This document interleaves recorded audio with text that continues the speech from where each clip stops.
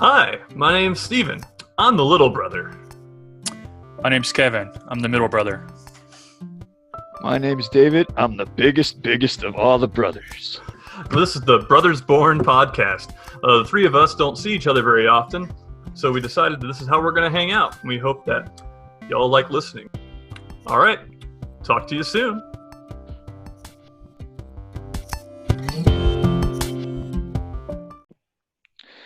Welcome, everybody, to the Brothers Born podcast, round 3 of our Throwdown series. We have all already seen big battles such as Hans Gruber versus Snake Eyes.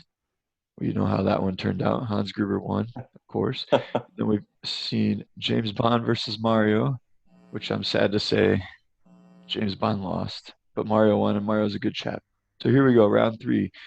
I'll be the judge this time. David, me, numero uno, and Stephen and Kevin both have characters, which this is a matchup I've been anticipating for a couple weeks now.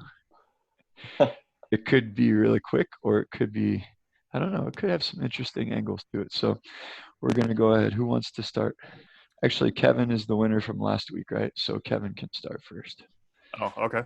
So my character, his birth date is the 31st of December, 1926. Birthplace is London. Oh boy. His mother's name is Merope Gaunt.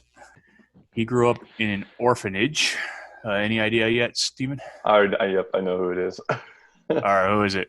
It's Tom Riddle, Don't man. say his name. Don't say his name. Don't say Oh, his name. yeah, he who should not be named. That's right. He should not be named Tom Riddle, Lord Voldemort. Oh, man. This could actually, I could see how this would happen then. My character, he was invented in, it was a long time ago. 1958 was when he was invented. But he's actually like 555 years old. He was born on June 15th, 1465. He has a very loyal sense of duty to all his villagers. He is very dedicated to them. And he's also quite magical, as you can anticipate. I think these two will be interesting. Kevin, do you have any idea who this might be? Papa Smurf? Yes, it is Papa Smurf. Papa Smurf for Lord. Okay, this is going to be full. This is going to be great. This is going to be so awesome. These two are kind of meant for each other because, like, when you said magical abilities, like when you texted us, I'm like, I bet it's Lord Voldemort versus Papa Smurf. Indeed it is. Indeed it is. Those are the most two magical characters on the whole list, I believe. So, really quick, I want to dive into Papa Smurf, but I made a little connection here, and hear me out on this. And in The Lord of the Rings, you have Gandalf the Grey, Saruman the White, Radagast the Brown. And the book mentions 2 blue wizards who they're not really part of Lord of the Rings or The Hobbit, but they're there in Middle Earth. And I think Papa Smurf might be one of the blue wizards. If so, Voldemort might have some problems here. Might have some problems. So, all right. You already know more about Papa Smurf than I do. Right. Yeah, me too. I had to do a lot of digging here. I even watched an episode of The Smurfs yesterday. And I think I watched it a couple times as a kid at Grandma's house, but it's not a show I watched a lot of. I watched it every Saturday morning, fools. La la la la la la la la la la. I should have brought a background music like Kevin did last time, but all right. So I want to focus first on Papa Smurf's ability to be a good leader. Do so, my man. Go ahead. So he, first of all, what designates him as a leader? Well, obviously the red hat. He's the Papa. And he's the only Smurf that has a red furge and cap. But he's a really good leader. You know why? Because he wants his Smurfs to become leaders in the future. So he spends time training them, consulting them, and helping them learn and grow. There's actually a time where he passes on the red cap to other Smurfs and gives them all projects to do. He might think it's lazy, but he actually uses his red cap. He passes it on to other Smurfs to help them do projects. Papa Smurf's so used to fixing things, he wants to help his people grow. So he gives them the red cap and gives them these different construction projects. And what he teaches is the Smurfs are so used to going to Papa Smurf for all their problems, like Papa Smurf, Papa Smurf. And he'd be like, my little Smurfs. And he'd give them some advice, some sagely wisdom, because that's what Papa Smurf does. But at one point, he lets them have an opportunity to work on a project. And by doing that, they are able to figure out how to solve issues on their own. That's evidence of a good leader. One who could, you lead a horse to water, but you can't make it drink, or what's that other old adage? Teach a man to fish. Teach a man to fish. Yeah, that's the one I'm looking for. Teach a man to fish. You teach him, you can cook for the rest of his life, but you can't just give a man a fish. And I think he does the same thing with his Smurfs, his Smurfettes, and Smurfette. And he's just a really good leader. I think another thing he also does is he's just really loyal to them. He's always willing to help them out and get them through hard times. He's fatherly. He even helps them protect the village and stuff, of course, too. So, all right, here you go, Kevin. I'll pass it on to you for now. I have more to say. But go ahead. I got to say, there might be some. There's a vast difference of leadership in terms of our two characters. Yes, that's for sure. Yes, there is. Not to say that Voldemort is a bad leader, because he's not. He's very he has a lot of charisma. Even as a child going to Hogwarts, he was able to use his abilities and influence on others to. Not through magical means, but just regular. He's able to influence people and to following him. He's a good salesman. At one point, as an adult, after graduating from Hogwarts, he actually worked at an antique shop, and he would very easily convince wizards and witches that came in to part themselves from very priceless and powerful magic items, which of course he would take for his own being. But that's beside the point. So. He definitely is able to get a good following of followers. Don't know if he's necessarily quite as kind to them as Papa Smurf, so I have to give you that. I'd say for sure. No, he is not. He murders them if they disobey. I'm afraid Papa's got him on that one, but Yeah, I can't really have a counter argument for that one. Not going to lie, this is not starting off very good. So let's talk a little bit more. Let's talk a little about their magical ability, because obviously they both have magic powers. And they're both indeed. They're both powerful in their magic.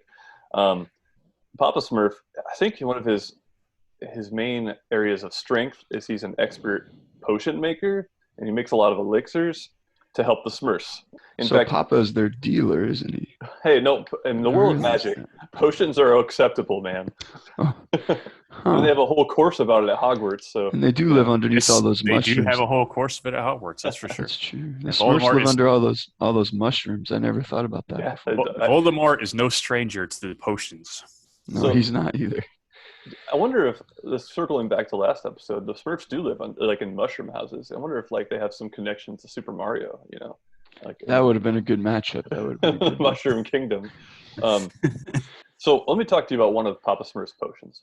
He's making these potions, right? This is one of the episodes I watched last night, and he dumps it on a little. Well, this potion can kind of cause problems. It's kind of a what do you call it? A prototype. So he's like, all right, this potion's getting dangerous, and he has two of his Smurfs. Hey, go bury this potion in the desert because it's a dangerous potion. And two, I think it's lazy, and I know it's lazy because he's sleeping the whole way, and the other one's clumsy. I think I'm not sure. There's two different Smurfs. Okay, wait, time out. Such a good leader as he is, why did he pick those two Smurfs to do that? Just like before, he's trying to give them an opportunity to grow. Okay, that's what good leaders do. I'm gonna have to take a note of that one. But go ahead. So he gave. I know it was lazy. I think it was clumsy. I'm not sure. But anyways, there's two of them Smurfs, and they're taking the potion out. But the Smurfs, they don't do a very good job. I will be honest. They're like, hey, there's this cliff. Let's just throw the potion off the cliff. We don't need to bury it in the desert. It's fine. So they throw the potion off this cliff, and then a drop of it gets into a baby bird's mouth, and the baby bird turns into this mutant monster bird and it goes and attacks the Smurfs. But eventually, Papa Smurf, being the wise man and smart man he is with potions, he's able to go collect the contents of the potion and reverse its effect, and he gets it back to the bird, and the bird is fine, and the Smurfs are fine. So his ability to make he makes potions that make giant monsters out of ordinary creatures. That's pretty crazy and pretty powerful. And I think that's a good one. Imagine if he gave one of those potions to a hippogriff in Harry Potter, or to the horntail thing, the dragon. Man, if you gave that thing to that'd be a crazy powerful monster, and you wouldn't want to mess with that. All right. No. So we're talking potions. Or any of those dragons. Yeah, man. Yeah. So we're talking about potions. Voldemort is an exceptionally knowledgeable when it comes to potions. All right, he's so aware of knowledgeable potions. He's aware of an advanced dark regenerative potion, which is very came in useful because as we know, Voldemort had a little period of time there where he was sort of dead, sort of not, and he was able to have one of his many obedient followers to through his instruction to create a potion that allowed him to come back to life and have a body. So we're talking about a potion that creates a body for him. That's pretty on point. He also created a potion that he used to poison a Hepzibah Smith, I believe her name is. She, of course, possessed two objects that he desired to own, and eventually turned into the Horcruxes, or I can never pronounce that word. Yeah. So he knows his way around the potions a little bit. Wait, you said that girl's name? She turned in. No, he killed her. He killed her with a potion. Okay. Like a very subtle potion, and it was actually mistaken as sugar by a house elf who took the blame for it. But I'll get into that when it comes to another one of his abilities later.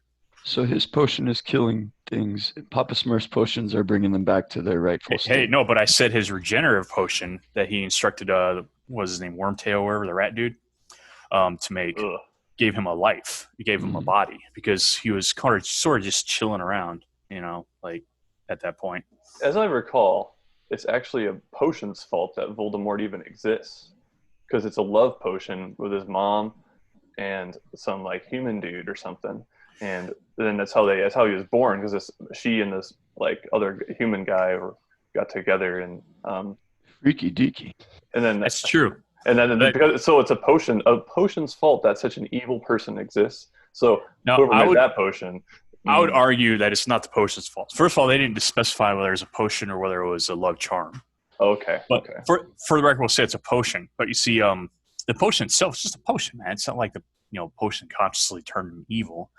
However, I will say that his method or big part of his motivation when he found out that his father was merely a muggle rather than a wizard, because of this potion, the love potion that his mother used. That was a big motivator in him becoming the way that he ended up being. So, a murderous villain, yeah. Because he didn't really like his father then, right? Well, he didn't know his father. But he didn't like the fact that he was a muggle, am I right? Yeah, correct. Okay. Correct. See, I don't know as much Harry Potter as I should, so I'm learning right now. Go ahead, though. So he's not. What would you call it? Racism if you hate muggles, or like is it like a muggleism? Like Patriotism? I don't know, but it's definitely strong in the wizarding world it sure is amongst him and his Death Eaters. Again, I don't believe Papa Smurf has anything against anyone in particular. No. He's not racist at all, man. In fact, the evil wizard in his world, Gargamel, he's like so kind to Gargamel. He tries to kill him with kindness, just like he loves him, and tries to help him. But Gargamel's just, I bet Gargamel is like he's kind of dumb. So I'm not going to say he's one of Voldemort's loyal followers, but maybe he's a Death Eater. So let me talk about how powerful Papa Smurf is, man. This is legit. I never knew this until I did my research. Gargamel created Smurfette, the female Smurf. He created her. She wasn't a Smurf initially. She was like this dark minion, and Gargamel created her he like wanted her to infiltrate the Smurfs and cause dissension and issues in there, and so it was kind of like his master evil plan. Papa Smurf caught on, and you know what he did with his magical powers? He turned her into a Smurf, man. That's pretty legit. Well, of course he did. There's no female Smurfs, They gotta have. He turned her into a Smurf, changed her hair blonde, because you have to do that for some reason. So people know she's a girl. Yeah. Of course. And then he convinced her to join the good side. But I will say, Gargamel, I don't think this was intentional, but I'll have to give him this. By doing that, even though she's a good guy now and she's a good Smurf, he still is causing dissension because the Smurfs are always fighting over her. There's the same episode with the bird, I think, is that they all fall in love with her at the same time or something like that. So I will have to give him that. But the fact is, he can change something evil into something good, and that's pretty awesome. That's true. Hey, I will give you that. But Voldemort has the reverse ability to turn something very good evil, because he is a master of several curses. Of course, one of them being one of the forbidden curses, as we know. Of part of the dark arts, The and three, which is the what's the name of that thing? It's like Avada Kedavra or something. no, that's the Death Curse. That's the Death Curse. Cruciatus Curse? Wow, I know too much. Yeah, there you Maybe go. I should have had Voldemort. Yeah, Imperious Curse. That's one where you can like basically make somebody else do your bidding, right? Yeah. So he was able to do that. Now he didn't use that for all his followers, obviously. Some of them were just really bad dudes, but he was able to use that curse, to manipulate people. And on top of that, one of the things that separates Voldemort and makes him, so he's basically the strongest wizard ever to live, with the exception of maybe Dumbledore. And one of his abilities is that he is a master of legilimency, I think is what it's called. And it's basically a way to probe somebody's mind, read their mind. But he was so good at it that not only could he read your mind, but he can influence that mind to do his bidding at times. And he's like he's one of the few people who's ever been able to do this. To make people do what he says because of a potion? No, not because of a potion. We're talking about it's a spell. Like he's. I'm sorry, that's what I meant. But he can make people do what he wants. He can read their mind, but he can read their mind to the point where he can actually influence it to do his will, or he can just torture them mentally and then kill them for his own amusement, which he does like to do often. So these two Voldemort's a bad dude, guys. he's a really bad dude. He is pretty bad. Does he have any like good in him, or are there times where maybe the good is trying to fight to come through? Again, no, he's straight up. I don't know Harry Potter well enough. No, they don't say his name, but I've only read the first book and I've only seen a couple movies, so there's no good in him whatsoever. He's straight up just a bad dude. What about his parent? What about his parents? I know his dad was a Muggle, or what? Were his parents good? So his mother was. Just quickly touch on that. Yeah. Well, okay. So his lineage was actually a group of incestuous wizards who were they were part of the Slytherin line. That kind of goes along with this. Everyone wanting Smurf. Yeah, that's true. Well, it was they were part of a Slytherin line. They're ancestors of Salazar Slytherin, and they wanted to keep the blood pure, so they tried to keep it that way. I knew that. His mother, she fell in love with a Muggle instead, and of course used a love potion, get him to fall in love with her or whatever it was, and then after she was pregnant, she stopped using the charm or love potion or whatever in hopes that he would stay with her, but he was like, oh heck no, I'm out of here. so he left. So his name was Tom Riddle, right? Isn't he named after him? Yeah, his name was Tom Riddle. So Voldemort, I would say for his mother, I wouldn't necessarily call her Voldemort level evil, but she definitely wasn't like a nice person. And his dad is a deadbeat, and his dad just left him. That's not cool. But he didn't have any. Well, that's fine because he kills him later, so it's all right. He kills him later, and of course uses his ability to influence other people's mind to convince his uncle that his uncle was the one that killed him. It's one of his many abilities. You're right. Very evil. Is that he's able to influence other people's mind, and he's able to insert memories into other people and make them think that they did other things. Like that lady we talked about earlier, he killed the poison. He convinced a house elf through his magic that it was the house elf, the one that who did it. So this poor house elf thought that he killed his master, even though he didn't.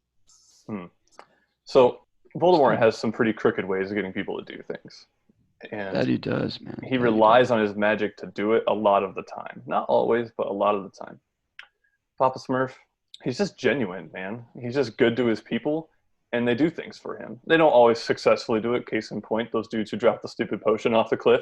But they're so full of love that they will follow his guidance because he's never led them astray. He's fatherly.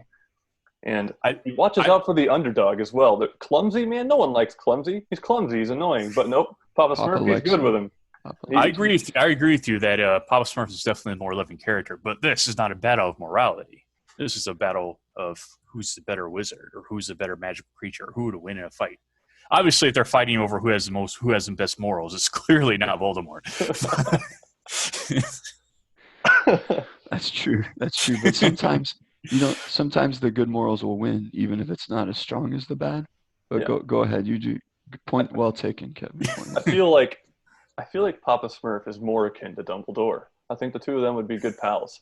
The way they can get people to follow them and do the right thing. Now, speaking of Dumbledore Dumbledore is often considered to be the most powerful wizard to have existed in the wizarding world. But the only person who really could contest that title, so to speak, is in fact Voldemort. Papa Smurf. Oh, I mean, I'm just kidding. Voldemort is Dumbledore is even quoted saying that if Voldemort was at full power, even he himself, Dumbledore, probably would not be able to stop him. So there's also Grindelwald, the other wizard that kind of grew up with Dumbledore.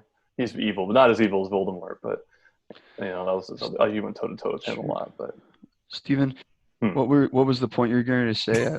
I got to hear some more from Papa.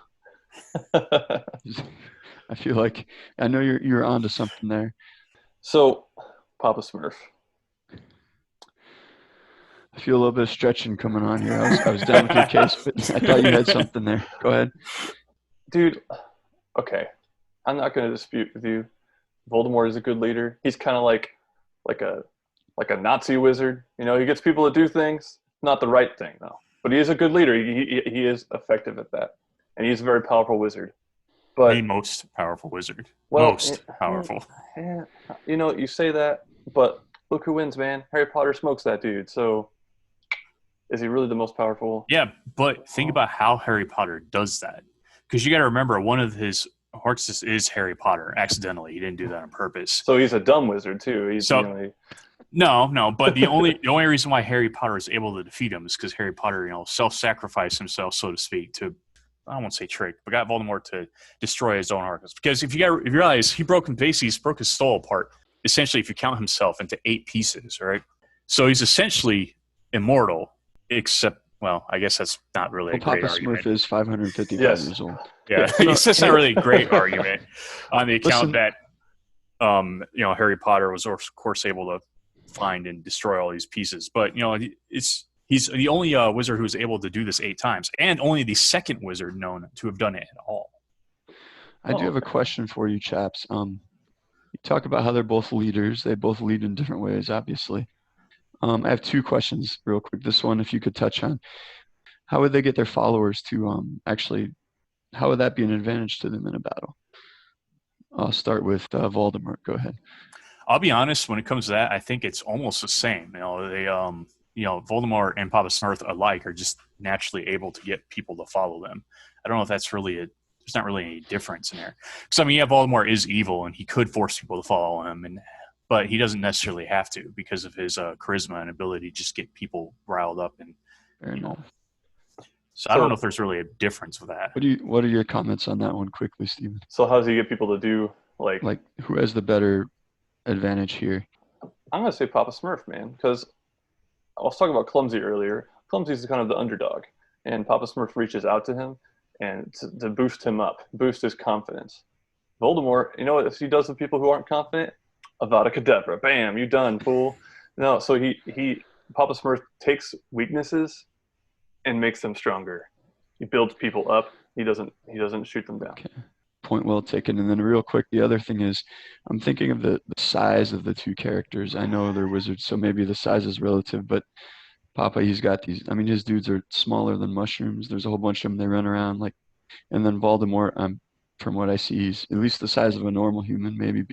He's taller, I think. How would they use that to their advantage or disadvantage? Because this could also be something in the Unicron battle whenever that happens, or whoever has Unicron. So just touch on that quickly. We'll let Smurf go first this time.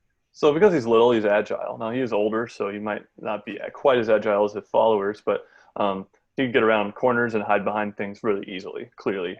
Whereas Voldemort is he's big, he flows like air, he's got some flowiness, but he's big and awkward compared to Papa Smurf. Papa Smurf can get in little corners and things that. So he can hide a little bit easier, probably. Hide a little bit easier, and I think he could duck out of the way easier too. Use his environment, maybe his surroundings as his advantage a little bit. Absolutely. That's an interesting advantage, but I can negate that advantage simply because Voldemort is a Parseltongue. He can talk to snakes and get them to do his bidding. Now, a snake is a pretty agile creature, is able to hunt its prey. If he tells a snake, hey, yo, go eat that Smurf, that snake's going to find that Smurf, and he's going to eat the Smurf. You know what I'm saying? He has that ability. And it's not just snakes either. He says as a child when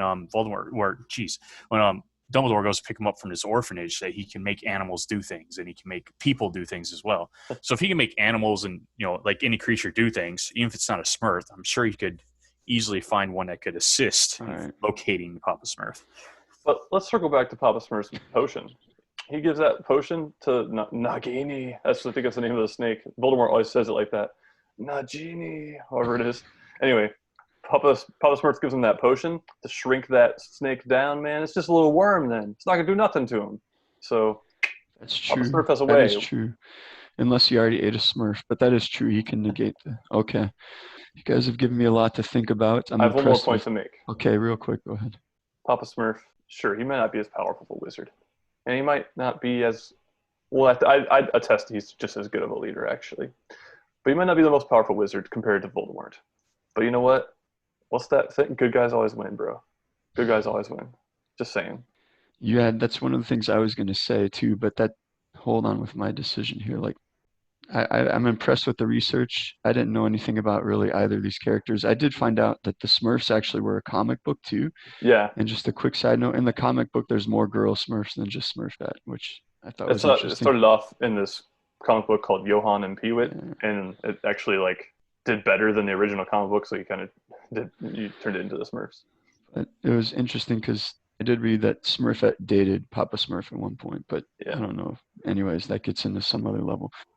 You both bring up the leadership abilities. They lead in entirely different ways, obviously, but I guess they use their subjects or people they lead to get them to do what they need. And it's interesting, the potions both of you brought up. I mean, you talked about one turning something evil back into something good. You talked about another turning, like their potions kind of, I think they are comparable to each other. Like they can offset each other. And I don't know, like I remember, I don't know as much about Harry Potter. I do know that Voldemort freaks me out a little bit when I've read about him and in the movies. And he's definitely very powerful. I'm not sure how it seems like Harry Potter needed the help of his friends or whatever to beat Voldemort. So I think Voldemort could Voldemort doesn't maybe need his subjects as much as Papa Smurf would, maybe. I don't know. That makes sense. But they both have very strong magical abilities, and Papa Smurfs are stronger than I was aware of. I knew Voldemort was pretty rough already. So it's a tough decision. You both bring interesting evidence and facts to the table, but I think I'm going to have to side with the good usually wins, and I think whatever Voldemort can concoct, Papa Smurf has a way to combat that. Either he can hide from him, or like Steven says, change the snake to a worm. Voldemort can bring good into Papa Smurf. Whatever Voldemort does, Papa can hopefully bring back the right to good and turn it to something good like he did with Smurfette. Voldemort, though, it's really tough for me because Voldemort, I do believe, is strong enough to take care of Papa Smurf. If he catches him right, just one flick and Papa's gone. Before we get this final decision, I just want to say one thing real quick. You said the power of good, of course, would overcome, because that's how things go. But if I recall, 2 battles ago, you were supporting a villain who actually won. So your own argument negates that. You were the judge then, and you're like, I do have to admit, you are more on the villain side, I feel like, over all of this. That's not the point. You're going against your own argument automatically, so it should be thrown out. Dude, but it's Papa Smurf, man. Look how lovable he is. You don't got to be lovable to win. You're right. I see your point. But, I mean, the theme song just brings joy to my heart. I'm going to have to go with Papa Smurf on this one. Plus, if I do that, then if I don't, then Kevin has an undefeated record. Anyways, I think you're being biased. But one more thing with my decision, because it is going to be Papa. But there's a lot of research and a lot of things out there on Voldemort. Papa Smurf, not as much, but Stephen was able to get his resources and give a valid argument. You did have some good arguments there, and you're right. Voldemort probably could handle Papa Smurf, and a lot of it depends on the setting. But I mean, actually, both of you did kind of stumble a little bit over your arguments, now that I think. But Steven seemed like he was more, direct with his facts, more organized case maybe. But I don't know. I'm going to have to go with Papa Smurf. over I Voldemort. just wish I had more time because Voldemort's got so much going on. That dude He does, but That dude I is think insane. Papa Smurf does as well. I don't know. I'm Plus, surprised. Papa Quite Smurf frankly, is- I thought I was going to get hosed on this one. I still think it's a biased decision, but you know what? I will not argue against the All right. court. Really, it's a tough one because it could go either. It could go either way. It just depends on the situation of the battle and when it happens and how it happens. But I think because Voldemort, if he sneaks up on him, yeah, he could boom, whole Smurf village gone. But I think when their knowledge and if their experience, I think Papa could take him. So. Okay, so after the initial round, all of us, I believe, are 1-1 with one victory and one loss. So we're kind of in a three-way tie here, but there really can be only one true champion. And for those of you who, the Highlander, the Highlander. Oh, we should use the Highlander, Connor McLeod. That would have been awesome. For another season. But we have 6 characters left for those of you, our loyal listeners that remember. Which is up to 23 now, by the way. So we're building. Yes. BB-8. Unicron, Magikarp, the Kool-Aid Man, Captain America, and the Punisher. So we're going to divide them up so that each of us get characters that we did not choose initially. So Kevin, automatically that defaults into him having Steven's one remaining character, which is BB-8. Kevin, you have BB-8 as one of yours. And then you can pick between what's left over of mine, which is Kool-Aid Man, and Captain America for your second character. Go ahead. Kool-Aid Man. So Kevin is down. His team is set as Kool-Aid Man and BB-8. That means Steven's team has Captain America, and then one of the challengers he has to pick from Kevin's remaining characters, which are Magikarp, the powerful, Unicron, and Punisher. So which one would you like to round out your squad there, Steven? I think it'd be interesting to see Captain America and the Punisher work together because they're both veterans and they both have very different ways of executing. So I think I'll choose. And it's kind of an interesting matchup because in our first discussion, we actually had briefly mentioned how they fought each other at one point. So yeah. And now they have to be teammates. Very good. It's kind of like if we're speaking of the Royal Rumble theme, it's kind of like Randy Macho Man Savage and Hulk Hogan. They like each other sometimes they fight against each other, but all right, so for me then, that leaves the remaining 2 characters. Were you going to say unfortunately? No. Oh, you do have Magikarp though. So. Well, that's one but the other one's not. These characters have never ever, I'm sure, been paired together, unlike Captain America and Punisher. They've never been together in any kind of dimension or world ever. I have Unicron and Magikarp. So those are the matchups, the tag team matchups. So next week next episode we'll have like a battle royale where they all come into the ring and they work together. Each team's work together to feed off each other's strengths. They come into the ring and figure out how they can beat the other 2 groups. Judging by some of the matchups, it will be quite the interesting experience, I'm sure. It occurred to me that we didn't do our little quotes for our okay. thing. Give me a Voldemort quote. That might change my mind on the ruling. All right. So he says, all right, he's talking to Harry Potter at this point. I don't know, about Harry Potter. I have been careless, and so have been thwarted by luck and chance. Those records of all but best laid plans. But I know better now. I understand those things that I did not understand before. I must be the one to kill Harry Potter, and I shall be. That's pretty savage, but he didn't kill Harry Potter. And Papa Smurf says, "It doesn't matter where you come from. It only matters who you choose to be." Well, Lord Voldemort chooses to be the most powerful, amazing, awesome, evil wizard in existence. So, but Papa Smurf, he'll turn into something else with his potion. So there you go. Papa Smurf's quote is the kind of quote you'd see on like the wall in your classroom, like an inspirational poster, and boost your confidence a little bit.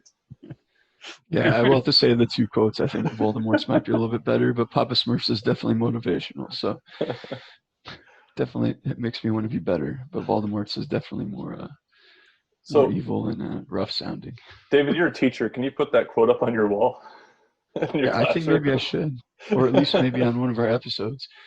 Text that quote to me again.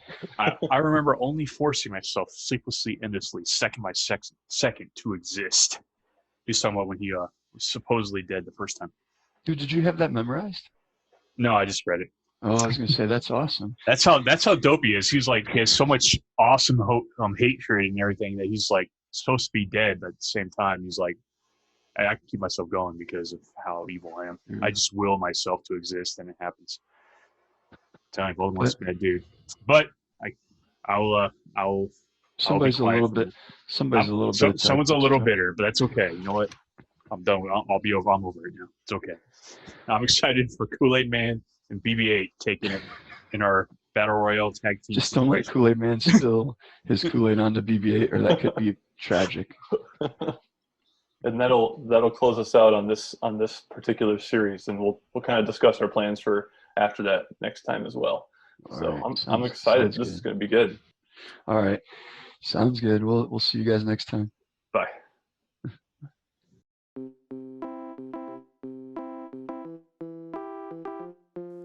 Hey everyone, thanks for listening to this episode of the Brothers Born podcast.